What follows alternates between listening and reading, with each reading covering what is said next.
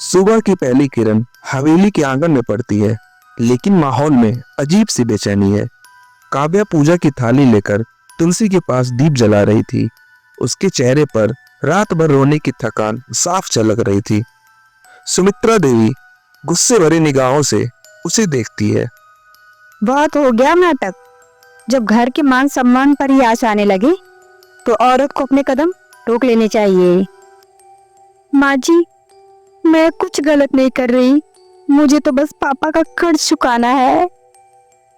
तभी वहां नेहा और शांता बुआ भी आ जाती हैं। नेहा तंज कसते हुए, हाँ हाँ, सब औरतें ऐसे ही करती हैं। पहले चोरी करो, फिर रोका सफाई दो। अरे, हमने तो कल रात अपनी आंखों से देखा। कौन था तेरे साथ आंगन के कोने में? काव्या की आंखें चौड़ी हो जाती हैं। घर के नौकर और बाकी सदस्य भी धीरे धीरे आंगन में आकर खड़े हो जाते हैं।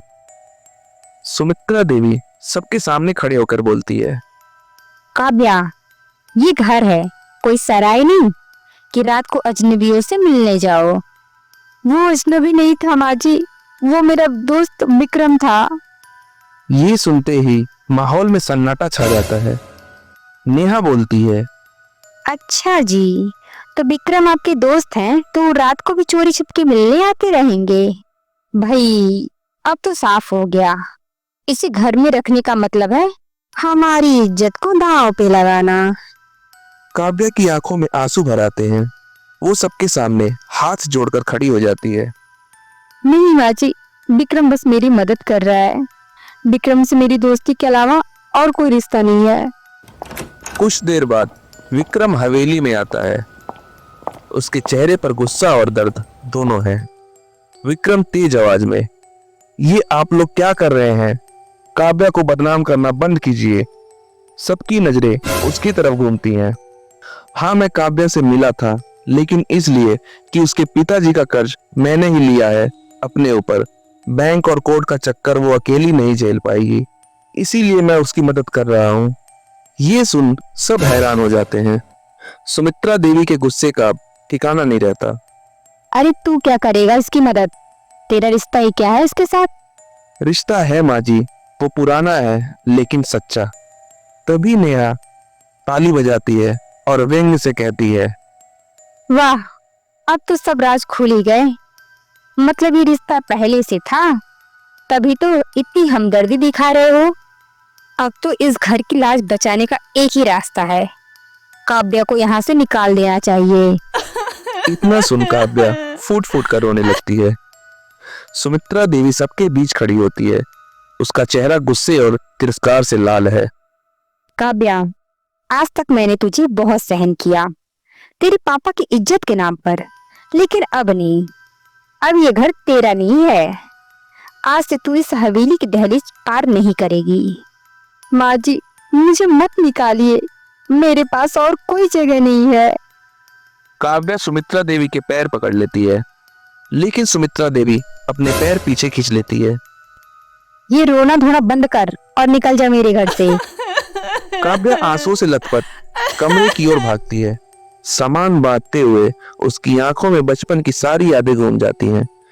तभी विक्रम उसके पास आता है और उसे रोकने की कोशिश करता है। काव्या, हार मत मानो, मैं हूं ना तुम्हारे साथ, सब ठीक हो जाएगा।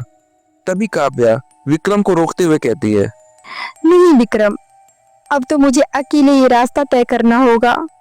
काव्या अपने सामान के साथ हवेली से बाहर निकल जाती है। पीछे खड़ी सुमित्रा देवी, नेहा और बुआ की आंखों में ठंडी जीत की चमक है। काव्या आंसुओं से भरी आंखों के साथ हवेली का दरवाजा पार करती है। उसके हाथ में सिर्फ एक छोटा सा बैग है। रात का अंधेरा और सन्नाटा उसे और भी अकेला महसूस कराता है। पीछे से नेहा खिड़की से झांककर बुआ से कहती है, देखा बुआ जी, हमारी चाल काम कर गई। अब ये लड़की कभी वापस नहीं आएगी। हाँ, और जब तक ये बाहर भटकेगी, हमारी जगह हवेली में पक्की होती जाएगी। पीछे खड़ी सुमित्रा देवी उनकी बातें सुनकर गंभीर नजरों से आंगन की ओर देखती है। उनकी आंखों में कठोरता है, लेकिन कहीं ना कहीं हल्की बेचैनी भी। काव्या पैदल चलते चलते सड़क किनारे बैठ जाती है। और उसकी आंखों से आंसू टपकने लगते हैं। पापा, आप होते तो मुझे यूं अकेला नहीं छोड़ते। ये शहर, ये अंधेरा सब मुझे निगल रहा है। उसी वक्त दूर से एक कार की हेडलाइट चमकती है। विक्रम गाड़ी रोककर उतरता है। काव्या, ये तुम कहाँ चली जा रही हो? विक्रम, अब ये हवेली मेरा घर नहीं है। अब मुझे अपने लिए रास्ता खुद बनाना होगा। मैं तुम्हें इस हाल में अकेला नहीं छोड़ सकता, चलो मेरे साथ। नहीं विक्रम, अगर मैं तुम्हारे साथ गई तो लोग और भी इल्जाम लगाएंगे। मुझे तुम अकेला यहीं छोड़ दो। विक्रम कुछ पल के लिए खामोश रहता है, फिर धीरे से कहता है, ठीक है, लेकिन कभी भी किसी भी चीज की जरूरत पड़े तो मुझे याद करना। अगली सुबह काव्या शहर के पुराने मोहल्ले में एक छोटे से कमरे में रहने लगती है। काव्या अपनी माँ की तस्वीर और पापा की किताबें अलमारी में रखते हुए आंसुओं में मुस्कुराती है। अब मेरी यहीं से नई शुरुआत होगी। तभी बाहर से मकान मालकिन की आवाज आती है। बिटिया, किराया टाइम से देना होगा, नहीं तो बहुत मुश्किल हो जाएगी। ठीक है, मैं पूरी कोशिश करूंगी। इधर हवेली में नेहा और शांता बुआ जोर जोर से ठहाके लगा के हंसती हैं। तभी वहां पर सुमित्रा देवी आ जाती है। नेहा बोलती है, माँ जी, अब तो घर से मनुष्यत चली गई है, और देखना अब हर काम सुचारू हो जाएगा। तभी शांता बुआ बोलती है, हाँ, और हमेशा ये विक्रम की टेंशन भी खत्म। लेकिन सुमित्रा देवी चुप रहती है। उनकी आंखों में हल्की चिंता है। सुमित्रा देवी मन में सोचती है, ना जाने क्यों इस काव्य की छवि मेरे मन से नहीं हट रही है। क्या सचमुच में मैं कुछ गलत तो नहीं कर बैठी? कुछ दिनों के बाद काव्या अब नौकरी ढूंढने निकलती है। हर जगह उसे ठुकरा दिया जाता है, कभी अनुभव की कमी, कभी उसके हालात देखकर। एक दफ्तर का मैनेजर कहता है, माफ कीजिए मैडम, हमारे यहाँ तो जगह पहले से ही भर चुकी है। काव्या बाहर निकलकर सीढ़ियों पर बैठ जाती है। हे भगवान, क्या यही मेरी किस्मत है? दूर एक गाड़ी से विक्रम उसे देखता है। मदद करने की इच्छा होते हुए भी वो काव्या के कहे अनुसार उसकी मदद नहीं कर पाता है। मंदिर में शाम की आरती चल रही है। काव्या एक कोने में अकेली बैठी है। काव्या मन में कहती है, पापा, मैंने सब कुछ सह लिया।